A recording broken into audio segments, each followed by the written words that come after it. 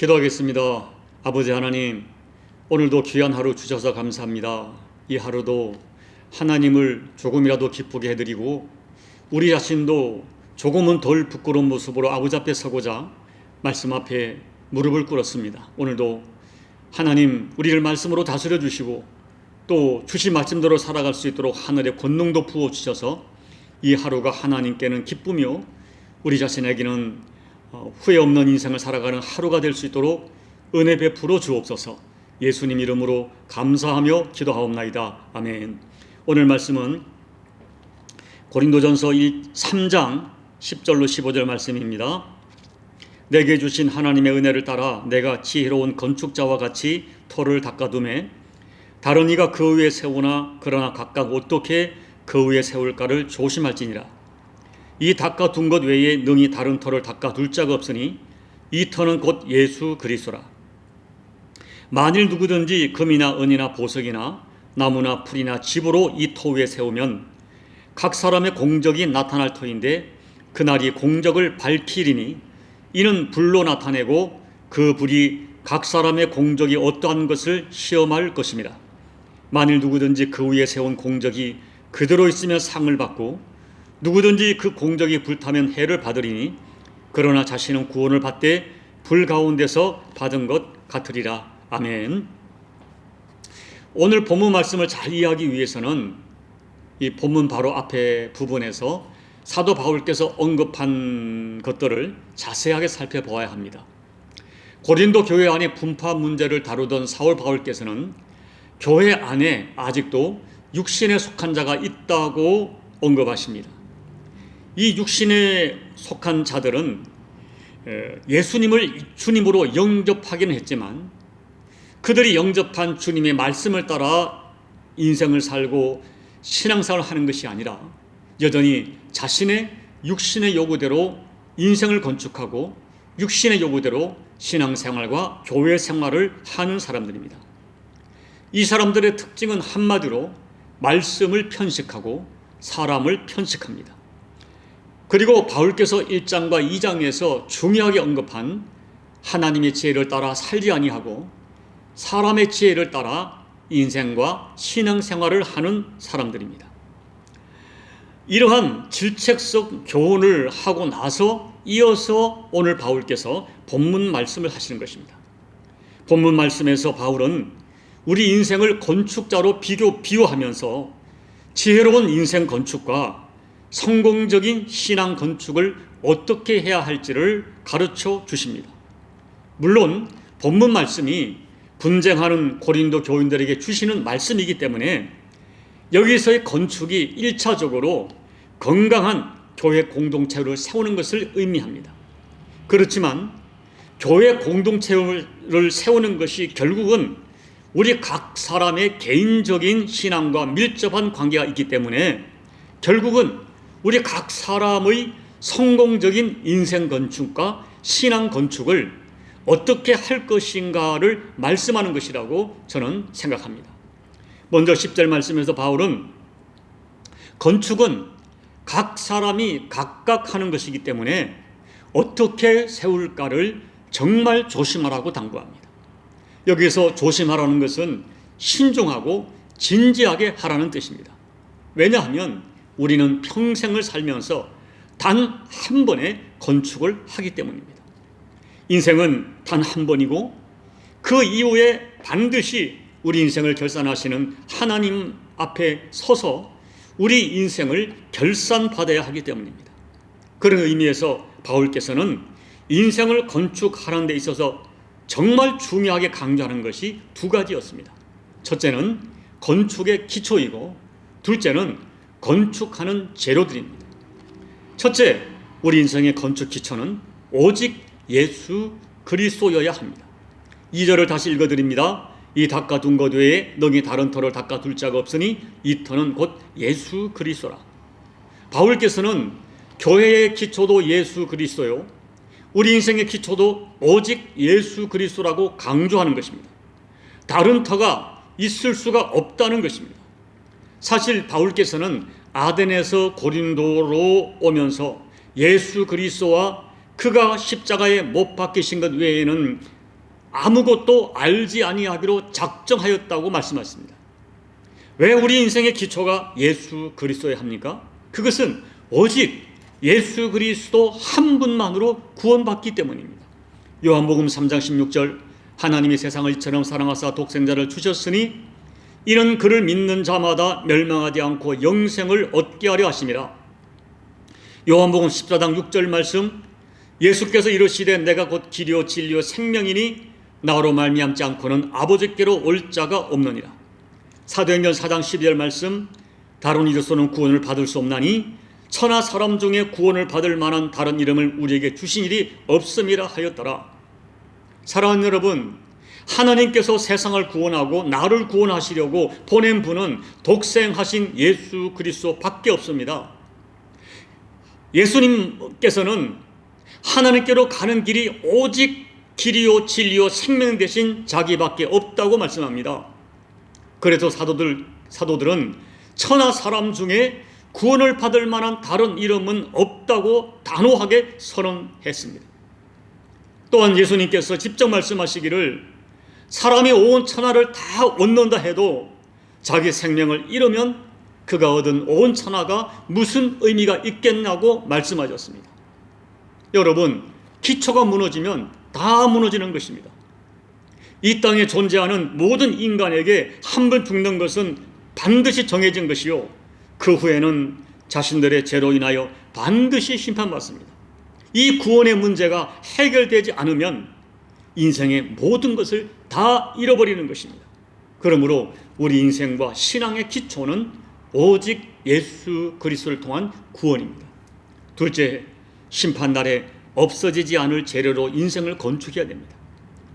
12절 13절 말씀을 보면 만일 누구든지 금이나 은이나 보석이나 나무나 풀이나 집으로 이 터 위에 세우면 각 사람의 공적이 나타날 터인데 그날이 공적을 밝히리니 이는 불로 나타내고 그 불이 각 사람의 공적이 어떠한 것을 시험할 것임이라고 했습니다. 여기에는 6가지 건축 재료가 열거되고 있는데 사실 2가지로 나눠집니다.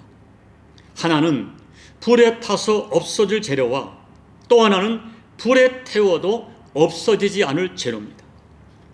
여기 성경에서 불은 환난을 의미하기도 하지만 본문 말씀에서의 불은 우리 인생의 마지막 날에 임할 하나님의 불심판을 의미합니다. 이 성도 중에서 예수님을 믿으며 인생을 건축하고 교회를 세우면서도 자기의 무지함과 자기의 욕심으로 인하여 나무나 풀과 집 같은 것, 불에 타서 없어질 무가치한 것으로 건축을 하는 사람들이 있다는 것입니다. 분명한 것은 어떠한 재료로 지었든지 각각 그들이 세운 것들에 대하여 하나님 앞에 심판을 받고 결산을 하고 밝히 드러나게 될 때가 있다는 것입니다. 14절 만일 누구든지 그 위에 세운 공적이 그대로 있으면 상을 받고 누구든지 그 공적이 불타면 해를 받으리니 그러나 자신은 구원을 받되 불 가운데서 받은 것 같으리라 라고 말씀하셨습니다. 그렇다면 여러분, 불로 심판하여도 없어지지 아니할 금은 보석은 무엇이고 불로 심판할 때 다 타서 없어질 나무와 풀과 집은 무엇일까요? 그것은 지금까지 바울께서 강조한 하나님의 지혜와 세상의 지혜로 나눠집니다. 10절 말씀의 지혜로운 건축자는 이 세상의 지혜를 따라 살지 아니하고 세상이 어리석다고 말하는 십자가 복음 속에 담겨진 하나님의 지혜를 따라 인생을 건축하고 신앙을 건축하는 사람들입니다. 그런데 바울께서 안타깝게 강조하는 것은 너무나 많은 교회 안의 성도들이 여전히 하나님의 지혜를 따라 살지 아니하고 세상의 지혜와 세상의 가치를 따라 신앙생활하고 교회 생활하고 그들의 인생을 건축하는데 이와 같은 그들이 결국 나무와 풀과 집같이 없어질 것들로 인생을 건축하고 있다는 것입니다. 어리석은 건축자는 겉으로는 하나님의 백성이라고 말하지만 실제 그들의 일상생활은 여전히 세상의 지혜와 세상의 가치를 따라 살아가는 사람들입니다.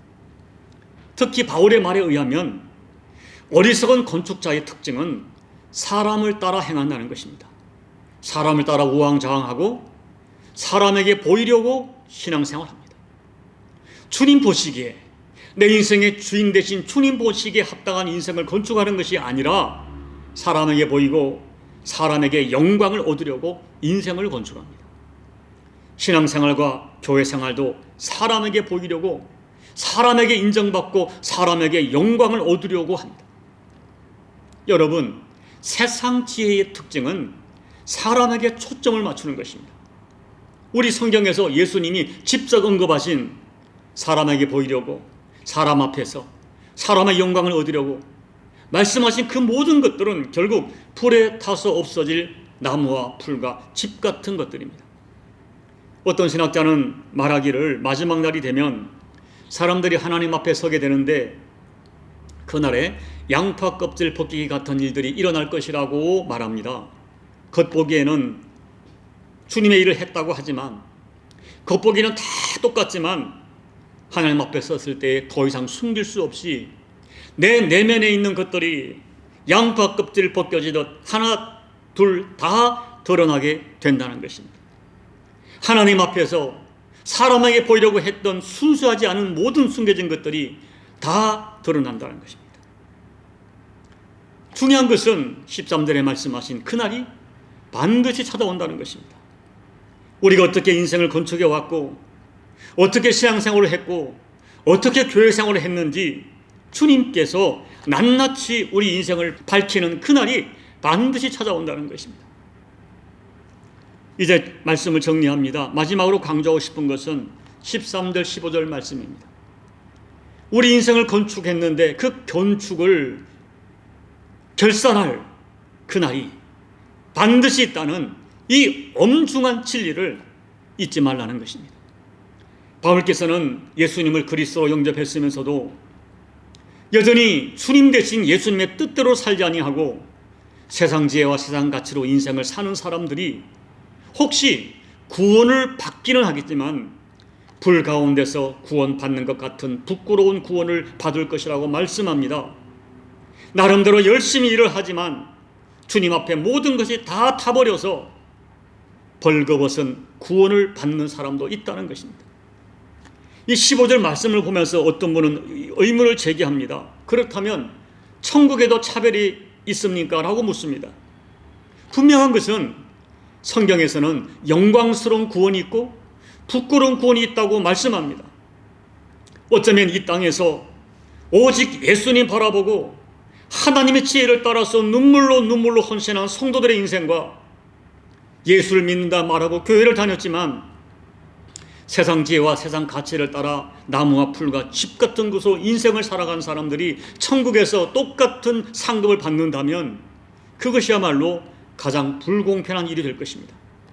하나님은 심은 대로 거두게 하십니다. 우리가 주님을 바라보면서 하나님의 지혜로 헌신한 것은 결코 헛되지 않습니다. 부디 남은 인생을 건축할 때에 어떻게 건축할 것인가를 정신을 차리고 조심하시기 바랍니다.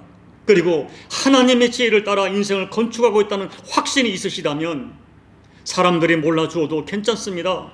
지금 당장 이익이 없고 고난이 있어도 인내로서 여러분의 인생 건축을 끝까지 감당하시기 바랍니다. 저와 여러분 모두가 하나님의 지혜를 따라 인생을 건축하다가 언젠가 그날에 주님 앞에 섰을 때에 주님께서 우리를 영접하시면서 잘하였도다 착하고 충성된 종아, 우리를 기쁘게 영접해 주시는 그 복된 역사가 우리 모두의 인생이 되시기를 예수님 이름으로 축복합니다. 아멘. 우리 찬송가 204장을 찬양하겠습니다.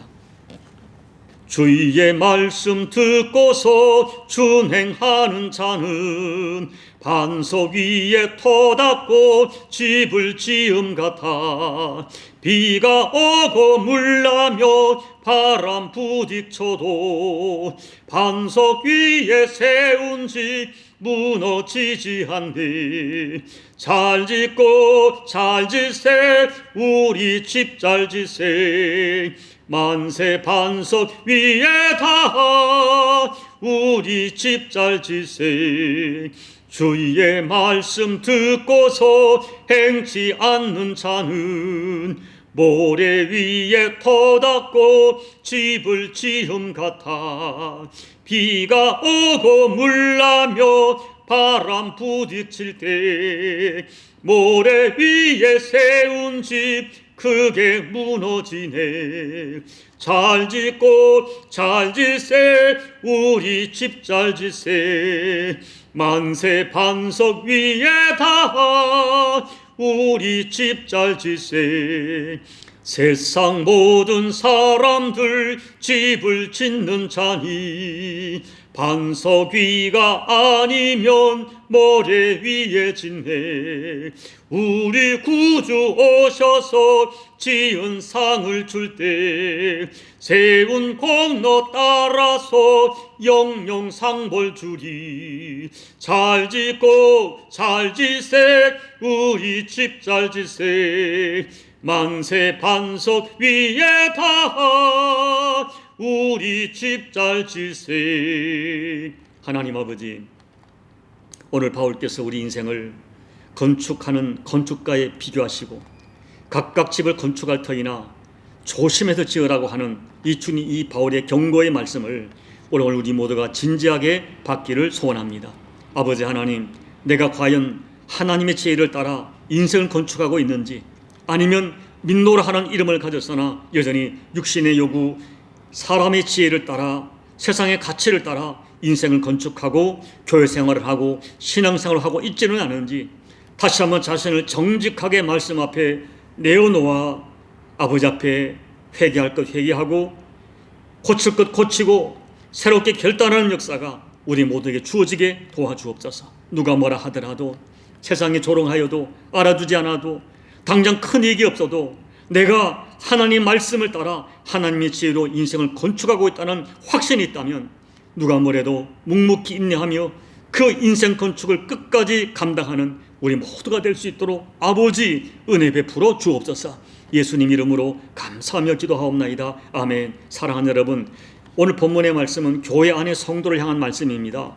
교회 안의 성도 중에 세상 지혜를 따라 인생을 건축하는 사람이 여전히 있고, 하나님의 지혜를 따라 인생을 건축하고 신앙생활을 건축하는 사람이 있다고 말씀하는 것입니다. 불에 타서 없어질 무가치한 잠깐의 세상의 것들로 인생을 건축하는 사람이 있고, 불에 태워도 없어지지 아니할 영원한 가치를 따라 인생을 건축하는 사람이 있다고 하십니다. 오늘 우리 인생을 다시 한번 되돌아보십시오. 그리고 하나님께 지혜를 구하시고 아버지가 기뻐하는 하나님의 지혜를 따른 인생 건축이 될 수 있도록 여러분 지혜를 구하시고 결단하시기 바랍니다. 나라와 민족을 위해 기도해 주시고 교회를 위해 기도해 주시고 또 여러분 가족을 위해서 간절히 기도하시고 예배를 마무리해 주시기 바랍니다. 함께 기도하겠습니다. 아버지 하나님 고맙고 감사합니다. 오늘도 아버지의 말씀을 따라서 우리 인생이 어떠해야 될지를 깨닫게 하심을 감사를 드립니다. 하나님 아버지, 과연 우리가 어떤 사람인지 정말 말씀 앞에 정직하게 도와주십시오. 내가 어떤 인생을 건축하고 있는지, 나는 정말 하나님의 지혜를 따라 십자가 도를 따라 인생을 건축하고 있는지, 아니면 내가 교회 안에 예수를 믿고 있다고 말하지만은 남들과 똑같이 교회 생활하고 있지만은 사실은 세상의 지혜를 따라 세상의 가치를 따라 아버지 교회 생활하고 있지는 않은지, 인생을 건축하고 있지는 않은지 정직하게 자신을 돌아보게 도와주옵소서. 오늘 아버지 하나님, 우리들에게 정직한 영을 더해주시고 맑은 지혜를 더해주셔서 나의 인생을, 나의 신앙 건축을 정직하고 바르게 판단하고 되돌아볼 수 있는 지혜를 더해주셔서 하나님 앞에 다시 한번 결단하고 돌이키고 회복하는 역사가 주어질 수 있도록 은혜 베풀어 주옵소서. 그리고 주님, 세상적인 시각을 바라보면 많은 것들을 성취하지 못한다 할지라도 내가 지금 걸어가고 있는 길이 아버지가 기뻐하는 하나님의 지혜를 따른 인생 건축이라고 확신한다면 누가 뭐라 하여도 묵묵히 나의 인생 건축길을 끝까지 감당할 수 있는 우리 모두가 되게 부족함이 없도록 아버지 하나님 역사해 주옵소서. 아버지 하나님, 조국 대한민국 불쌍히 해주시고 하나님 아버지, 이 전 세계적인 경제 위기 속에서 아버지 조국의 정치인들과 경제인들이 정신을 차리고 정말 조국과 국민의 백성들을 생각하는 마음으로 정치하고 경제하여 이 어려운 위기를 함께 감당할 수 있도록 하나님 은혜 베풀어 주옵소서. 오늘도 아버지 앞에 엎드려 눈물로 기도할 교우들, 가족을 꺼안고 눈물로 기도합니다.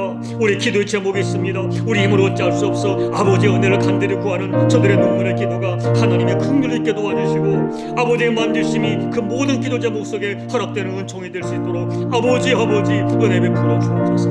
하나님, 종에게도 은혜를 더해 주옵소서. 정말 종의 목양이 모태야가 하나님이 기뻐하는 아버지 그런 목양인지, 아버지가 기뻐하는 건축인지 자신에게 정직하게 도와주시고, 아버지 앞에 정직하다면 누가 뭐래도 당장 눈에 보암직한 결실이 없다 할지라도 이 길을 끝까지 걸어갈 수 있는 종이 될 수 있도록, 끝까지 감당하는 종이 될 수 있도록, 묵묵히 아버지만 바라보고 이 목양을 감당할 수 있도록 아버지 은혜 베풀어 주옵소서. 아버지 결단으로 역사하여 주시옵소서.